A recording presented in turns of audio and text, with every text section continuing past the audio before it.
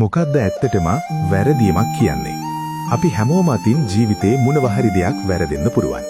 හැබැයි මතක තබා ගන්න යම් දෙයක් පළමු වතාවට වැරදීමක් නෙවෙයි. ඒක පාඩමක්. ඒක ඒ වැරද්ද නිවැරදි කරගන්න ඔබට ලැබුණු අවස්ථාවක්. ඒක පාඩමක්. බුදු පියාණන් වහන්සේ දේශනා කළේ අච්චයන් අච්චයතෝ දිස්වා යථා ධම්මං පටිකරෝති කියලා.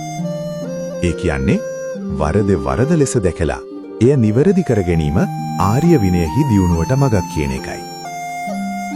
ඒ වගේම ජේසුස් වහන්සේ ඉගැන්වුවේ වැරදි කළ අයට සමාව දී නැවත එම වැරද්ද නොකර සිටීම උතුම් බවයි. උන්වහන්සේ වදාළේ යන්න මෙතෙන් පටන් නැවත පව් වැරදි නොකරන්න කියයි. අල්ලාහ් දෙවියන් පෙන්වා දෙන්නේත් මිනිස්යන් අතින් වැරදි සිදුවන බවයි. නමුත් උතුම්ම මිනිස්යා වන්නේ තමන්ගේ වැරදි ගැන පසුතැවි තව්බා ඒවා නිවැරදි කරගන්නා තැනැත්තා බවයි. නමුත් එකම වැරද්ද නැවතත් කිරීම. ඒ වැරද්දෙන් යමක් ඉගෙන ගන්න තියෙන අකමැත්ත නිසාම ඒ තත්වයම නැවත ඇති කර ගැනීම අන්න ඒක තමයි නියම වැරදීම.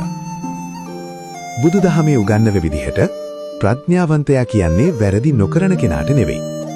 තමන් අතින් වූ වැරද්ද තේරුම් වරන් නැවත එය නොවන්නට වග බලා ගන්නා කෙනාටයි.